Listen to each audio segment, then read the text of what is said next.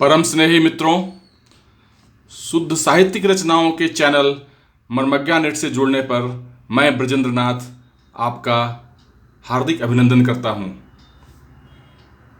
मैंने अपने पिछले वीडियो में आपसे चर्चा की थी कि समय समय पर अपनी आवाज़ में आपको अपनी लिखी कहानियां चैनल के कहानी टाइम में सुनाया करूंगा। इसी क्रम में आपने पिछले सप्ताह मेरी कहानी और पर्स मिल गया सुनी थी। आपने मेरी उस कहानी को बेइंतहा प्यार दिया है, इसके लिए आपका हार्दिक आभार। आज अपनी लिखी कहानी मुस्कान को घिरने दो भाग 2 लेकर आया हूँ। यह कहानी अमेजन किंडल पर प्रकाशित 3 रोमांटिक कहानियों के संग्रह आई लव योर लाइज की दूसरी कहानी है। यह कहानी 8-10 मिनट के 3 भागों में प्रकाशित हो रही है।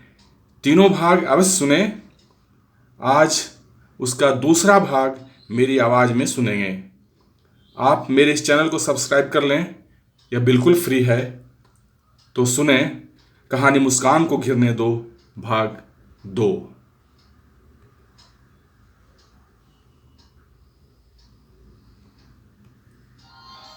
पहले भाग में आपने सुना कि बेंगलुरु में पेडियाट्रिक न्यूरोलॉजी विभाग में नौकरी शुरू किए एक डॉक्टर को कार ड्राइव करते समय सड़क की दूसरी तरफ की फुटपाथ पर पेराम्बुलेटर लेकर जाती एक औरत दिखती है। उसे याद आती है एक लड़की की जिससे वह 4 वर्ष पहले दिल्ली मेट्रो में यात्रा करते हुए मिला था। आगे क्या होता है कहानी के इस भाग में सुने। वह जिस तरह से हिंदी बोल रही थी उससे लग रहा था कि उसने बड़े यत्न और मेहनत से हिंदी सीखी हुई लगती है। मैं सीखी हुई इसलिए कह रहा हूँ कि उसके टोन से ऐसा लग रहा था कि हिंदी उसकी मातृभाषा तो नहीं है। मैंने झेपते हुए ही कहा था, नहीं ऐसी कोई बात तो नहीं है। उसके हाथ से उस कागज के टुकड़े को लेकर मैंने रिंग किया था। उसके पर्स में पड़ा उसका मोबाइल बजा था। मैंने कहा था, मैंने रिंग किया है, इसे आप सेव कर लीजिए। अब मैंने थोड़ा लिबर्टी लेते हुए पूछ लिया था, क्या आपका व्हाट्सएप नंबर भी यही है? इस पर उसने हल्की लाली लगी ओठों पर आई मुस्कान को बिखेरने से रोकते हुए कहा था, हाँ व्हाट्सएप नंबर भी यही है। पर कहते कहते वह रुक सी गई। इतने में राजीव चौक आ गया। वह उस अधेड़ उम्र की महिला और लड़के के साथ उतरी। मैं भी पीछे पीछे ही उतरा। इस बार किसी डीओ की तेज गंध ने कोई आवरण नहीं बनाया था। हम लोग अपने अपने गंतव्य की ओर बढ़ ही रहे थे कि उसने कहा था, मोबाइल पर हम लोग जुड़ते हैं और फिर मिलते हैं। मुझे यह सुनकर आश्चर्य हुआ और खुशी भी। कुछ दिन और कई रातें ऐसी बीतती रही। मैं भी अपने मेडिकल की टर्मिनल परीक्षाओं में व्यस्त हो गया। साथ ही साथ एमडी के अखिल भारतीय परीक्षा की तैयारी भी करनी थी। घर पर ही रहकर सब कुछ कर रहा था। एक दिन करीब रात के 10 बजे उसका फोन आया। मैं सुहा बोल रही हूँ। सुहा कौन? वही सुहा। मेट्रो में कौशाम्बी में मैंने आपसे अपने भाई और माँ के बैठने के लिए सीट मांगी थी, याद आया? अच्छा आप बोल रही हैं। मैं अपनी परीक्षा की तैयारियों और अन्य व्यस्तताओं में आपको रिंग करना भूल ही गया। नाम नहीं जानने की वजह से मैंने उसका नाम कौशाम्बी मेट्रो गर्ल के नाम से सेव कर लिया था। अब मैंने उस पते को एडिट कर सुहा कौशाम्बी मेट्रो गर्ल कर दिया था। बस ऐसे ही फोन किया था। आप पता नहीं मेरे बारे में क्या क्या सोच रहे होंगे। सुहा जी, ऐसी कोई बात नहीं है, सब कुछ नॉर्मल है। आप किसी भी तरह के अपराध बोध से मुक्त रहिए। अपराध बोध यानी? अपराध बोध यानी फीलिंग ऑफ गिल्ट। नहीं, मैं किसी ऐसे फीलिंग को सराउंड, क्या कहेंगे उसे, सराउंड क्या माने होता है, घिरने या उसे पलने। हाँ ठीक है, सराउंड। मैं इसे किसी फीलिंग को घिरने नहीं देती। क्या हम लोग किसी दिन मिल सकते हैं? या डेटिंग जैसा कुछ भी नहीं होगा, बस इनफॉर्मल से माहौल में फॉर्मल सी मीटिंग। ठीक है, तो फिर मेरे 2 और एग्जाम खत्म होने के बाद यानी नेक्स्ट सैटरडे को सीपी के पास कॉफी कैफे डे में मिलते हैं। टेबल बुक करने का प्लेजर मुझे देना होगा, बस इतनी सी शर्त है। लगा वो मुस्काई है, परंतु मुस्कान देख तो नहीं सकता था मोबाइल में। या फिर फ़ोन में, मोबाइल पर था, स्काइप या हैंगआउट पर नहीं। एक ऐसी ही कल्पना कि फिर से उसने मुस्कान को घिरने के बाद भी फैलने से जबरन रोका होगा। मेरा मन नीम स्वाद से भर गया। ऐसा क्यों करती है वह? तो अगले सैटरडे को सीपी में कॉफ़ी कैफे डे में मिलते हैं। इतनी सी बात पर मुलाकात तय हो गई। हमें याद था और उससे अधिक मेरा ही कमिटमेंट था स्थान और टेबल बुक करने का। मैंने योजनानुसार सारा कुछ बुक कर लिया। टेबल संयोगवश होने वाली ही मिल गई थी। शायद यह लड़का लड़की के अकेले होने की स्थिति में होने वाली मुलाकात के लिए ही कैफे वाले ने खाली रख छोड़ा हो। मौका मिलते ही मैंने बुक किया और कंफर्म भी कर लिया। मन में एक खटका अवश्य हो रहा था। सुबह का बीच में कोई फ़ोन नहीं आया था। मैंने ही 10 बजे रात को पहले व्हाट्सएप पर मैसेज किया, are you free, want to talk to you. लो, उसका तो फ़ोन ही आ गया। हेलो, मैंने आपको बीच में फ़ोन कर डिस्टर्ब नहीं करना चाहा। आपके एग्ज़ाम चल रहे थे ना? हाँ, वो तो ठीक है, पर आप पूछ तो सकती थी एग्ज़ाम कैसे जा रहे हैं। ओह, आई एम सॉरी, आपके एग्ज़ाम्स तो ठीक रहे ना? हाँ, और सारी बातें सैटरडे को उसी जगह पर जहाँ हमने मिलने का प्लान बनाया था। मुझे याद है, कैफे डे सीपी। ओके, फिर वहीं मिलते हैं। Bye and take care, you too. मुझे सैटरडे का इंतजार लंबा नहीं लगा। बीच में एग्जाम्स और पढ़ाई जो चलती रही। आज तनाव मुक्त था मैं, इसलिए सीपी की ओर मैं पहले ही चल पड़ा। कॉफ़ी कैफे डे के कोने वाली टेबल पर नितांत अकेले में बैठकर कैफे में मध्यम रोशनी में हल्की हल्की धुन पर गूंजते संगीत में पहली बार मिलने वाली किसी लड़की का इंतजार करने का भी आनंद लेना चाहिए। कैफे डे वाले इस आनंद की एवज में कोई चार्ज को कॉफ़ी के बिल के साथ ही इंक्लूड कर देते हैं। आनंद लेने पर उसके पैसे तो लौटाएंगे नहीं। मैं जल्दी जल्दी उस तरफ बढ़ ही रहा था कि दूसरी तरफ से सुबह को सब वे से निकलकर इधर ही आते हुए देखा। इंतजार का सारा प्लान धरा का धरा रह गया। कैफे डे के बाहर ही हम लोग मिल गए। उसने नृत्य में गणपति वंदना के अंदाज में दोनों हाथ जोड़कर मेरा अभिवादन किया। मैं चाह कर भी बेतकल्लुफ होकर उससे हाथ नहीं मिला सका। मुझे भी मर्यादित होकर हाथ जोड़े हुए अभिवादन करना पड़ा। हम लोग कैफे के अंदर आवंटित टेबल की तरफ बढ़ गए। मैं आगे आगे उसे लीड करते हुए कोने वाली टेबल के पास आकर रुका। वह दीवार के तरफ वाली कुर्सी पर बैठी और मैं उसके ठीक सामने वाली कुर्सी पर। इतने में वेटर आ गया, बिना हमें वेट कराए। क्या लेंगी आप? जो आप चाहें, संक्षिप्त सा जवाब। 2 cold coffee with snacks order करके हम लोग अभी तुनान हो गए। बातों का सिलसिला शुरू करने की चाहत और बारी भी हमारी ही थी, इसलिए मैं अपने इस रोल में बिना ज़्यादा समय गंवाए आ गया। आपको आने में कोई दिक्कत तो नहीं हुई? नहीं, मैं सीपी कई बार आ चुकी हूँ। हाँ, यहाँ पहली बार आ रही हूँ। क्या यह अच्छी जगह नहीं है? नहीं, जगह बहुत अच्छी है, थोड़ी महंगी है। हाँ, हम लोग मिडिल क्लास वाले लोग किसी भी जगह को पहले महंगी और सस्ती में कैटेगराइज कर लेते हैं, फिर तय करते हैं वहाँ जाना है या नहीं।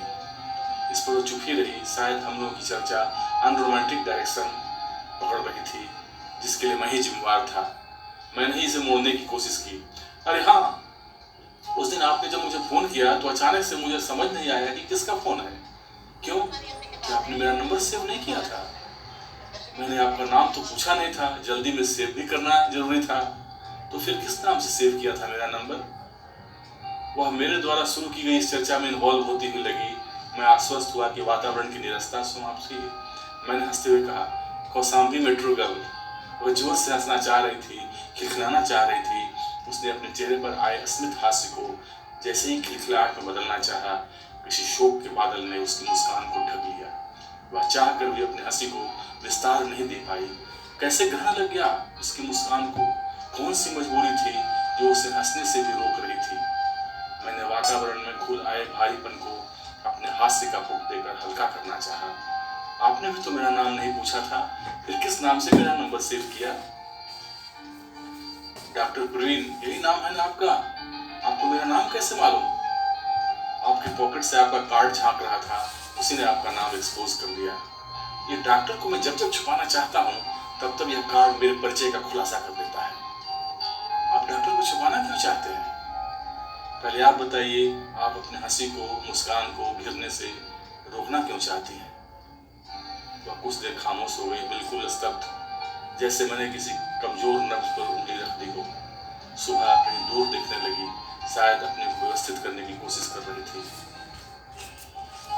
कहाँ से शुरू करूं समझ नहीं पा रही हूँ। मैं अपने जीवन और अपने परिवार के जीवन की परतें खोलकर आपको दुखी नहीं करना चाहती हूँ। उसकी आंखों में बादल घिरने लगे थे। मैं अपने सामने की सीट से उठकर सुहा के बगल वाली कुर्सी पर चला आया। अचानक मेरा हाथ उसके कंधे पर चला गया। उसने भी इसका विरोध नहीं किया। सुहा, टेक केयर, बी ब्रेव, सब ठीक हो जाएगा। अगर मुझे अपना करीबी समझती हो तो अपने गम मुझसे शेयर कर सकती हो, शायद तुम्हारी तकलीफें कुछ कम हो जाएं। सुहा ने इतनी सांत्वना और अपनेपन भरे शब्द को सुनने के बाद महसूस किया, कुछ साहस महसूस किया। उसने आगे कहना शुरू किया, डॉक्टर प्रवीण, पिछले 10 वर्षों से मैं और मेरा परिवार जिस यातना से गुजर रहे हैं, भगवान न करे मेरी दुश्मन भी उससे गुजरे। मेरे पिताजी श्रीनिवास चनौल यहाँ ITO में काम करते हैं। मेरा जन्म भी यहीं हुआ है और मैं यहीं पली बढ़ी हूँ। हम लोग वैसे तो बेंगलोर से बिलोंग करते हैं, लेकिन पढ़ाई और शिक्षा यहाँ होने के कारण मैं कन्नड़ कम और हिंदी, पंजाबी और अंग्रेजी ज़्यादा अच्छी तरह बोलती, लिखती और समझती हूँ। सब कुछ ठीक चल रहा था। मेरा जन्म हुआ तो घर में खुशियाँ छा गई। उसी वर्ष प्रसिद्ध कन्नड़ गायिका MS सुहालक्ष्मी को पद्म विभूषण मिला था, इसलिए मेरे पिताजी ने मेरा नाम सुहा रख दिया। मेरी शिक्षा कॉन्वेंट में हुई। मेरा झुकाव लिटरेचर की तरफ ज़्यादा था, इसलिए मैंने यहीं संत स्टीफन कॉलेज में इंग्लिश लिटरेचर से ग्रेजुएशन करने के लिए एडमिशन ले लिया। मेरे एडमिशन लेने के बाद मेरी पढ़ाई ठीक से होने लगी। आज से करीब 9 साल पहले मेरी माँ को एक और बच्चा हुआ। मेरा भाई आ गया। घर में एक बार फिर खुशियों ने दस्तक दी। सभी बहुत खुश थे। खूब पार्टियां हुई, खूब सेलिब्रेशन हुए। इसके बाद वह चुप हो गई, मैं भी चुप। सन्नाटा व्याप्त हो गया। मैंने वेटर को बुलाकर एक और कॉफी और स्नैक्स लाने को कहा। आप चुप क्यों हो गई? थोड़ी हिम्मत और साहस बटोर रही हूँ आगे की कहानी कहने के लिए, डॉक्टर प्रवीण। मेरे भाई का ग्रोथ 4 साल तक ठीक ठाक हुआ।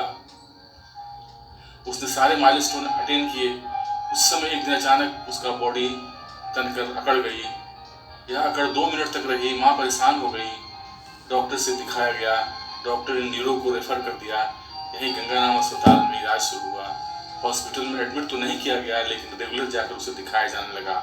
उसे दिन भर में करीब 20-25 बार 2-2 मिनट के फिट्स आने लगे। डॉक्टर ने इसे एपिलेप्सी की बीमारी बताया, जो हजारों में से किसी एक को होता है। अभी इसी तरह उसका इलाज यहाँ चल रहा था कि एक दिन वो चलते चलते लगा कि उसे फेंक दिया गया है, या ही has been virtually thrown out. जब वो उठा तो उसका राइट हैंड और राइट लेग काम नहीं कर रहा था। उसके ब्रेन के स्कैन से पता चला कि उसके लेफ्ट साइड में ब्लड क्लॉट है, जिससे उसका राइट साइड का फंक्शन अफेक्ट हुआ है। मैं उस दिन माँ के साथ एक फिजियोथेरेपी सेंटर में एक्सरसाइज के लिए जा रही थी, तभी आपकी मुलाकात हुई थी। मेरे पूरे परिवार का फोकस मेरा भाई है। उसे कैसे ठीक किया जाए कुछ समझ नहीं आ रहा। ब्रेन के ऑपरेशन का खर्च उठाने लायक हमारी आर्थिक स्थिति नहीं है। मेरा भाई न जी सकता है और न।